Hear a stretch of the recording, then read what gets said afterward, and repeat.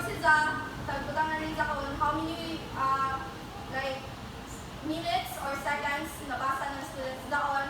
So in those minutes is calculated na kung pila ka words ang nabasa kibali ng estudyante. Yes. This is considered tayo. Supposedly, this is our activity. Oh, deadline is supposedly this is our activity, but I put it on panasab na you guys are in college already. You already know how to read and taas ng ISO level. So the balang calculation ng inyo or result is dili na sa mong kuan. Mabalid na sa kay perfect na result. So after reading or after the tonahita po is wow ng may strong reading materials, then mag-ask siya ng comprehension. So dili mo sa yun ang comprehension test. Ask ka mo ng question related sa isot kang basa, kung natawag pa ba sa pagbasa ang story, like where did the story happen? Who was the character? So, amo dyan ang mga questions that follows after ng review. That is speed and comprehension test.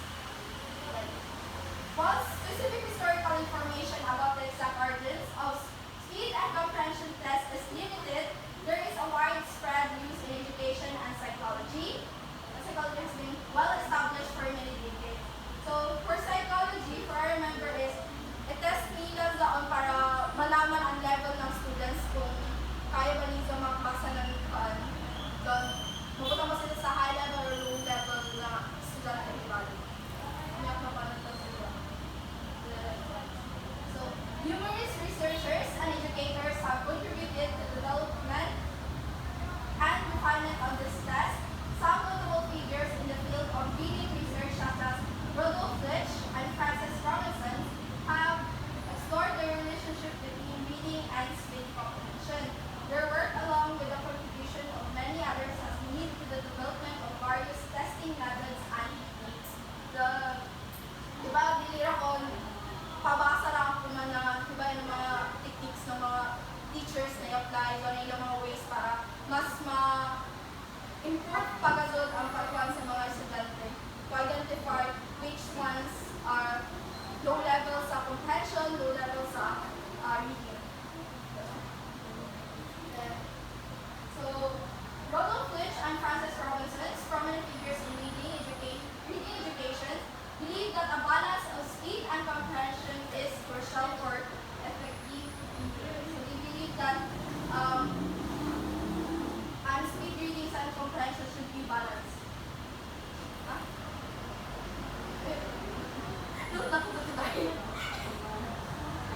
So both of them believes na when it comes to speed reading and comprehension, they should be balanced. Wayay mo sobra, wayay mo ubos. Dapat balance sila for it to measure perfectly ang kapasidad ng isa estudyante when it comes to reading or comprehending things. So, Litch argued for efficient reading, emphasizing the slow reading waste times. He stressed that skilled readers can read quickly without sacrificing understanding. So, for Litch, priority nila is the reading.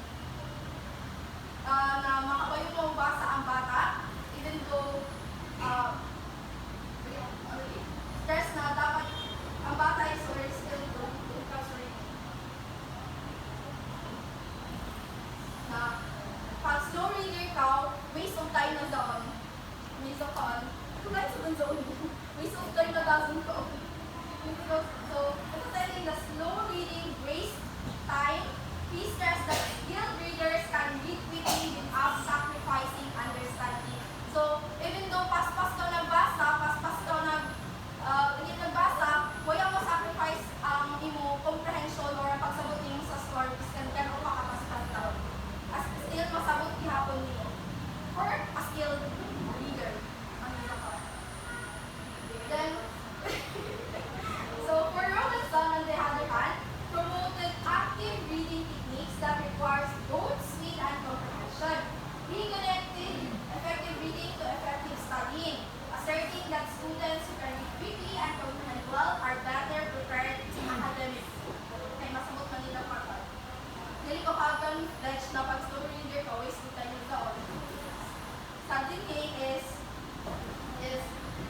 minsan na both sila para to understand more, to understand more accurately.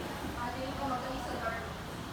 So, though different sila sa ila opinion, both scholars recognize that independence of speed and comprehension, advocating for a balanced approach where readers can read quickly while maintaining understanding.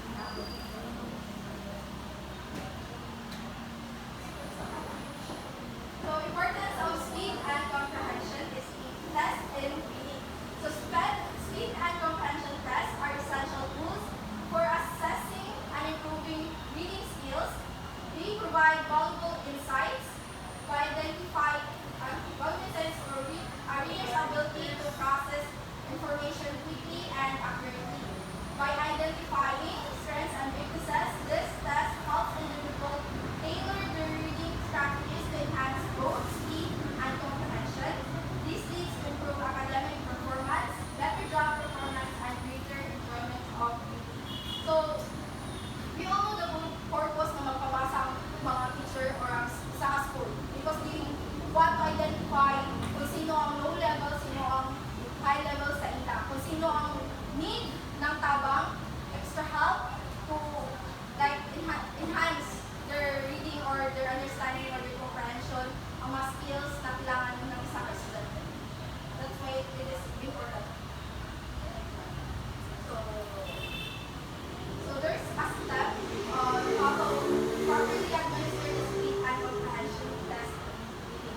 So before the test or before ka mag-atap ng test, of course there will be more discussion usually, then you need to choose a story which children have not read yet and is within their level.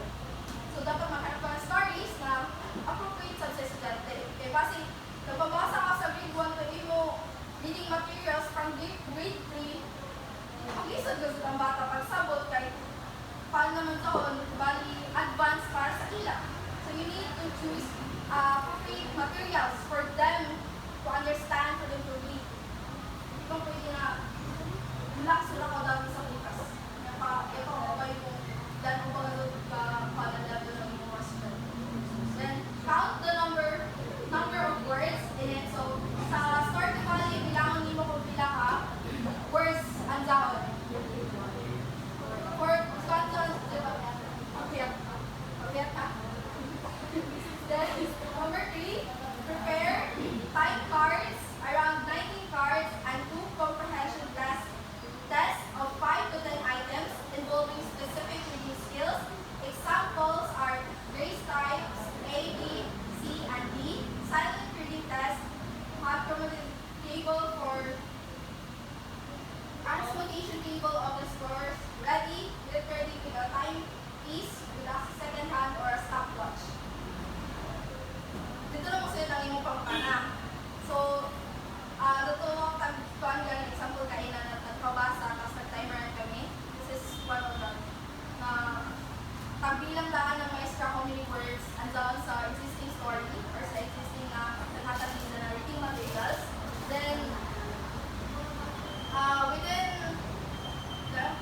bali, ma-read learning siya within 10 minutes or tanong ko ng mag-time stopwatch ang maestra.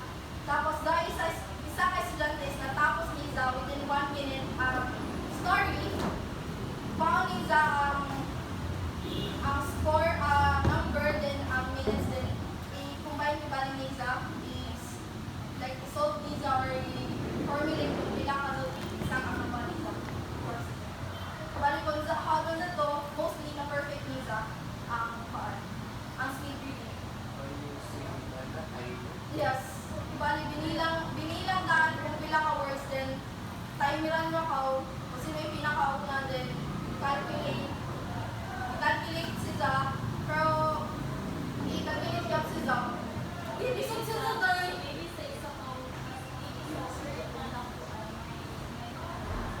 Amara, dahil ay ibaya na ng mais, amara dahil sinyalis na bitaw nila. For example,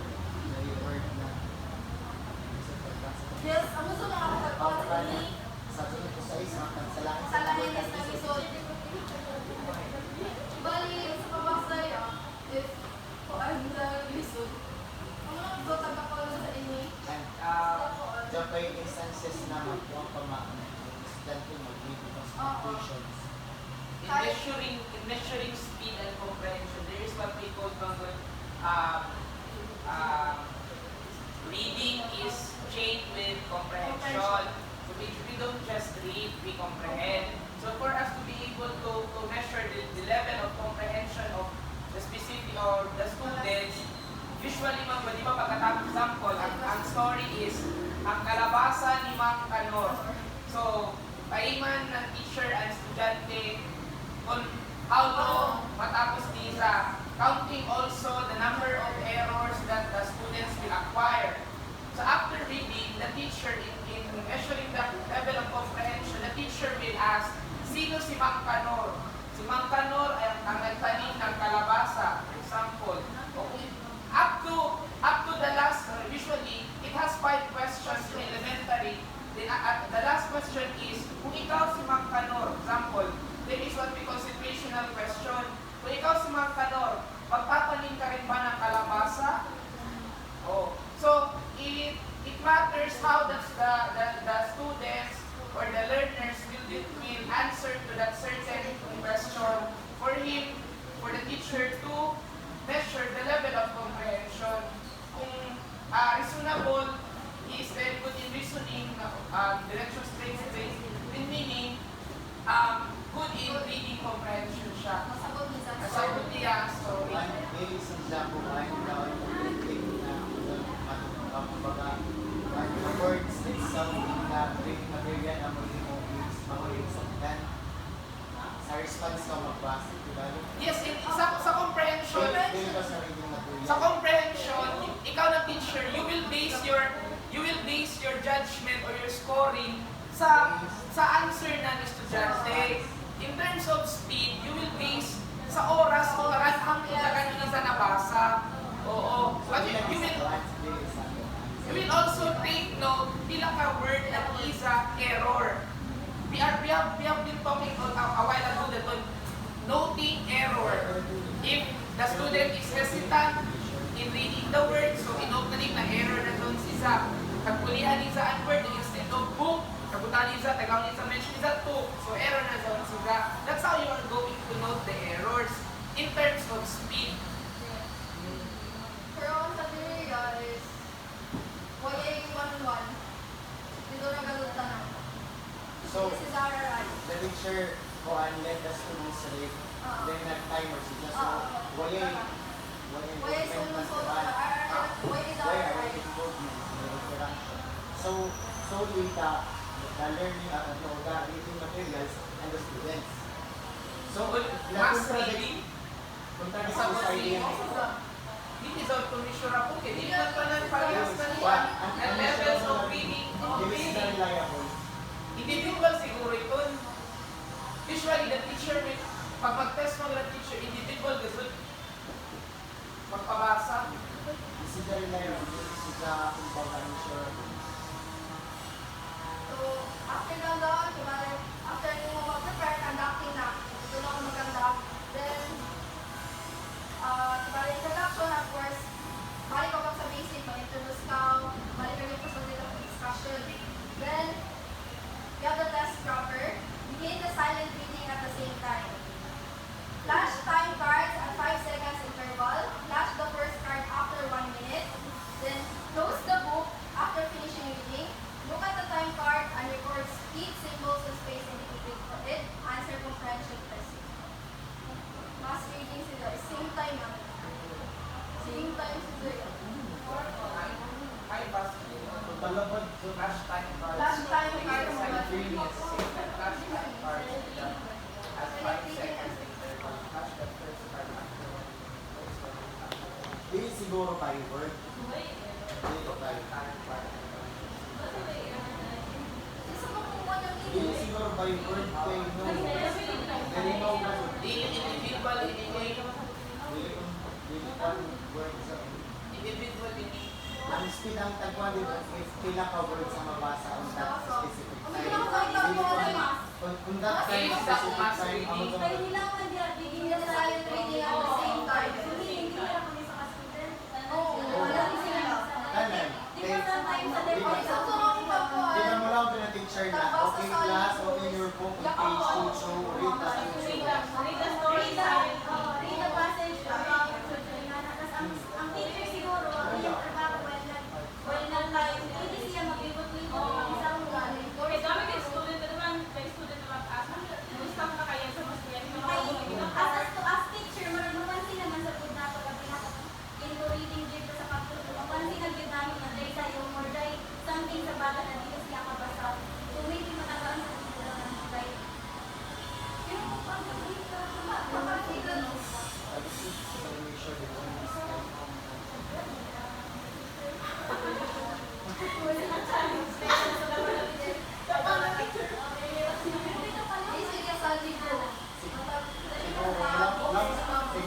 siguro wala na. Nagbasa na yung teacher dati ni na text. Wala na. Wala na sa fast reader man kay wala na sila kasi na hindi na tayo sa nila na mabasa siguro ba o pero pag wala pa ng specific na count sa words.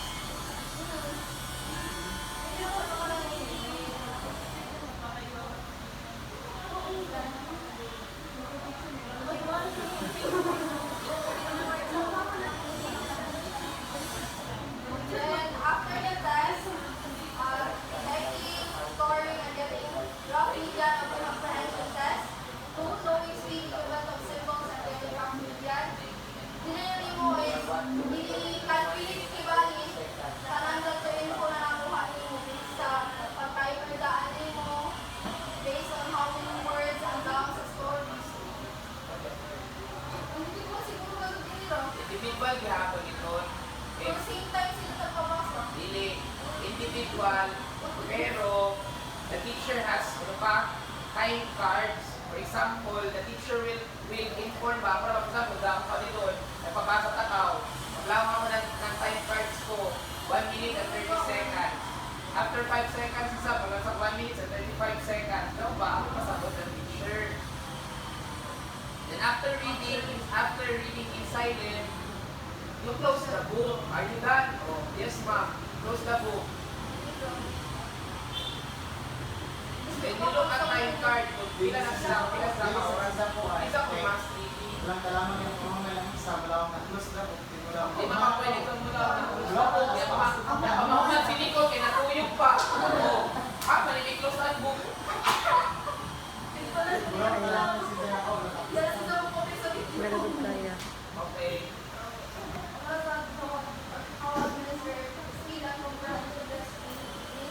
Then, we have a prototype instructional materials or lesson plan. But this lesson plan is not the typical lesson plan that we have, which is 4 A's. This one.